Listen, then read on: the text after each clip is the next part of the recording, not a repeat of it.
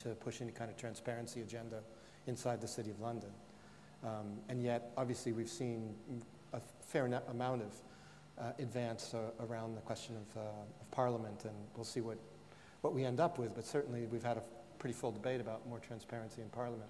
So it's somewhat selective where we have this kind of opening up, and I think that has very much to do with the fact that we're talking about a mediation of reality and not reality itself. And those places that already also had certain forms of democracy attached to them, such as the Parliament, such indeed as the media, which not only has always represented democracy in a certain way, but increasingly has become democratic, we're seeing some transparency. On the other hand, in the larger segment of our life where there's a huge democratic deficit, which is to say in the business world, we're not seeing any move towards transparency.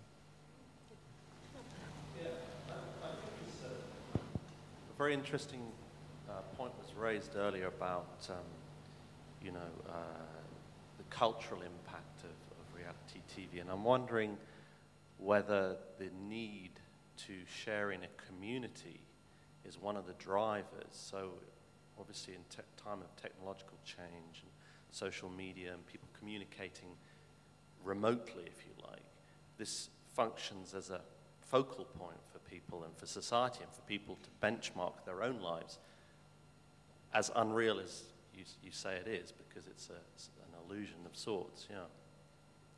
That's a very good question. I'm sure you've heard the phrase the water cooler effect, which is, I think, one of the most powerful effects of reality television, but in a sense, lots of television, which is that audiences are not stupid. They know this is mediated reality. They know what's going on.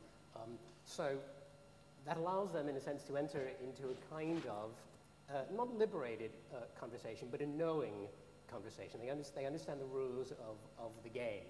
And they sort of share opinions, that dreadful chap in The Apprentice, or Jade Goody before she became Saint Jade.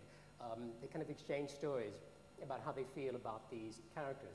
So it does create a sense of community amongst the audience. And I was reminded, particularly being a theatre historian, of medieval morality plays in which the sort of, the townspeople or the guild's members were inserted into the drama, but the drama was the occasion to reflect upon good and evil, vice and virtue, and various characters in the dramas were emblems of that. In some way, it's not direct, but in some way, reality television is repeating that desire to make moral judgments about behavior. We know these people on the screen are not real. For that very reason, that's a platform for making judgments and for reflecting upon choices that we might make in our own lives. So I think there's a kind of community that can develop around reality television. As far as community inside the scenario of the real, within the program, I think, perhaps I'm too cynical, but I think it's much more narcissistic. I think it's much more individually driven in the way that the producers of Big Brother were casting for conflict, amongst other things. They're looking for individuals that want to peak, that want to stand out, not that want to be part of a harmonious whole. Trevor and then Cliff. I was interested in the circus of the bread. It reminded me of, it's often been said that in Franco Spain it was bullfighting and football. If it hadn't been for televised football, and he just numbed the Spanish population. Or you might say, well, you can't numb a population for that length of time. But I suspect he knew exactly what he was about. I think I see it as utterly pernicious. And I'm reminded of, I think it was Lord Reith, I'm trying to remember the exact quote, when he was told, when you've got to give people what they want. He said, I know damn well what the people want, and they're not going to get it. And it's I think a point, if you think it through, is really meaningful in terms of television and what it should be there for, or what it is about. People like, was it Katie Price? These are non-entities. These are people who have absolutely no right to have any fame whatsoever.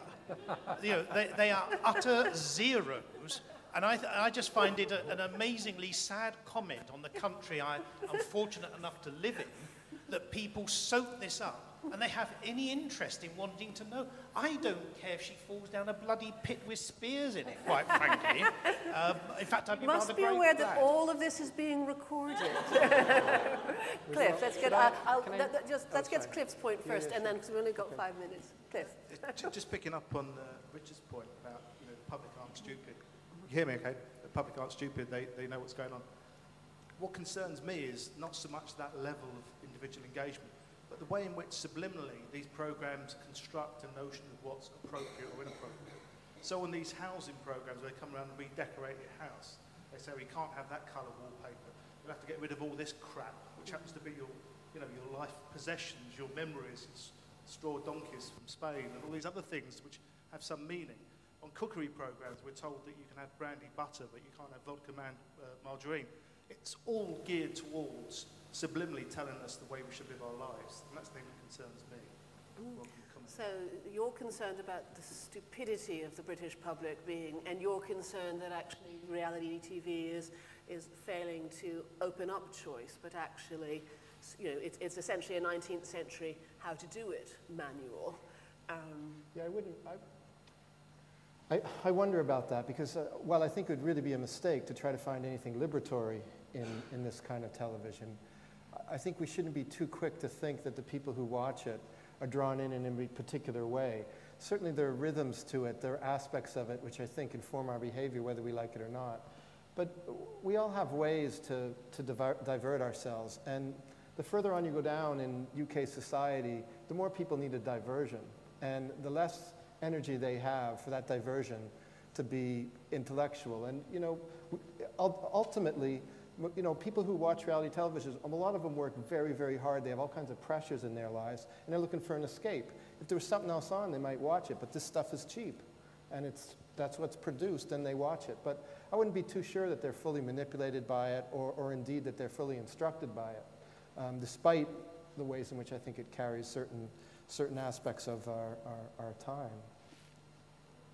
But I agree with a lot of that, and Cliff makes a good point. But I'll just highlight what I think are kind of moments in some reality TV shows where the producers deliberately allow the real people to push back against the host. For example, in Location. One of the great moments is for the first 27 minutes, Kirsty and Phil are trying to get you to buy this house, and at minute 28, they're about to exchange contracts, and in the last 2 minutes, it's kind of close-up of the potential buyers. They say, in the end, we didn't like what Kirsty and Phil were saying, and we decided to go elsewhere. A deeply satisfying moment, brought to me, of course, by the producer, but a deeply satisfying moment when the hosts don't win in the story. So I agree with you, but there are moments where the participants can push back. Well, thank you all very much. I can now make my own confession that Saturday night in my household is X Factor night. And certainly no one is learning anything about singing or music, but an awful lot about the economy of that intersection between magazines, journalism, other forms of television, because you certainly know that when you open the papers the next day, there will be, even in the most elevated of The Economist, etc., there'll be an unpicking of the dynamics that's going across there. And so the fascinating thing about these moments, which could be around expensive drama, but preferably they're around cheap programming there, is that it does bring quite a cross-section of social groups together and gives them a common dialogue to either disagree or not around it. Whether that's a good or a bad thing, well, we won't take a vote here. We don't even have a mobile number that you can ring into. But as the business school helps us expand our links with industry, next time you'll all be able to call in with 35 pence a vote, be able to decide who won. Yeah. Thank you so far.